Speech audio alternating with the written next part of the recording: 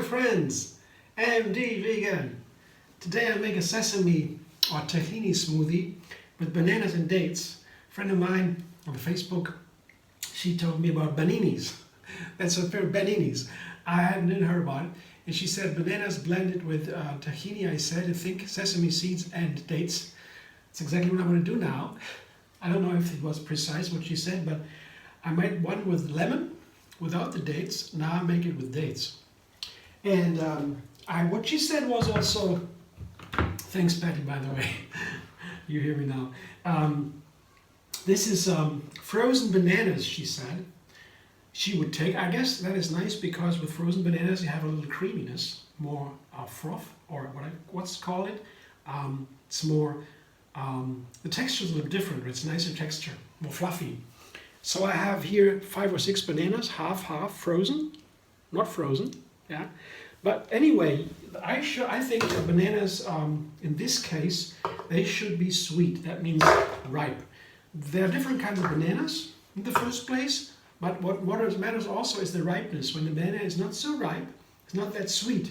It is more starchy. The starch converts into sugar when they ripen. And the more sugar, the sweeter it is. At a certain point, it begins then to get brown, and so that's not so nice. But when it's very sweet, and you have a wonderful flavor for this one, because the tahini, and this is not tahini, this is, yeah, tahini, sesame seeds. But I ground my sesame seed ahead of time. I always do that. I have a big bag of sesame seeds, and when I need it, I just ground it. I have a coffee grinder here. That's a very inexpensive tool. And it's for these kind of things, because when you have the seeds, they are fresh, of course, usually. And when you grind them here, ground sesame, they are then begin to deteriorate. The nutrients go down, and so because when they are open, the nutrients evaporate. Okay. So, but you can also purchase a tahini, of course, and you put it into here. So I have here maybe 3 tablespoons of ground sesame seeds. Yeah, it's very easy here, really. And maybe 2 tablespoons large of date mousse. Yeah. I make my date mousse myself. I just put the dates with some water into the blender. And there's another video how to make it, how to make this date mousse. It's nice because, you know, when I put the dates in here, or the whole sesame seeds I did before, it takes some more time to blend. And the dates are pretty, they have a pretty long time to blend smoothly, you know. The date mousse, I have all that done already, but you can as well take dates and sesame seeds as is. Yeah, I prefer in this case, because of the time of blending I need here, to do it ahead of time. So some water, maybe it's not even needed, because the bananas here, just to get the blender started here, just a small amount of water here I usually do, because once they have the little bit of water, it's so much easier for the blender to start. And that's an important thing for my blender, because, you know, when most blenders break, especially power blenders, they break because the start, you know. This blender, for example, the German model, they only start with high speed. And I asked the producer, I asked him, oh, why did you do that? Because when I have a low speed, I can easily blend smaller amounts, like other blenders do. But he said, yeah, that's right, I know, but when I go in a low speed to begin, there's a lot of blenders break, because then the low speed is so low, there's so little power that the motor breaks. The engine, how it transports to the gears, to the blades. And so I have to have a certain amount of speed to begin to make it safer for everybody to use it. That makes sense to me, you know. Especially when you do large amounts, you know, a blender with a lot of contents, and so I put a little bit of water in the blades, just a small amount, not for the texture, but for the blender, to get it started easier. Blender ends.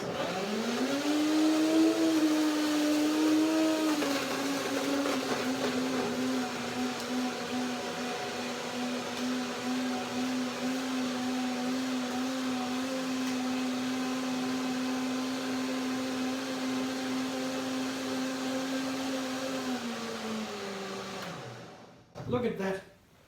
There's a little bit of date mousse on the sides of the blender. That's my fault. I could have done that taken care of that before, ahead of time, like this. Put the date mousse just in the middle. It's just a small amount. But I stop in here and taste a little bit. Let's see what it tastes like. Banini. I have one banana in there, one banana. It was not as ripe. I had to get some more bananas, and one wasn't ripe. And you taste it. It tastes a little bit sour. But it's okay. It's okay. Just tell you. I would suggest take a little bit more ripened bananas. In my taste, it's nicer. One more time.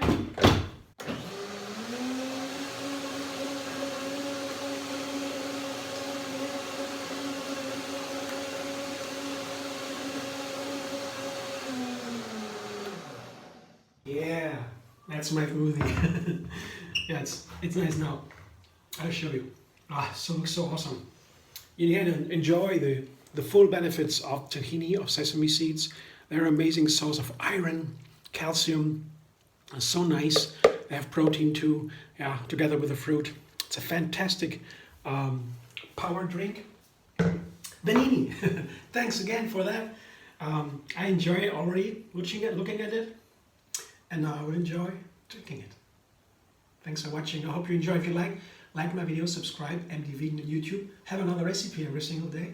I do it every day because I want to include as many plants as I can on the menu over the year.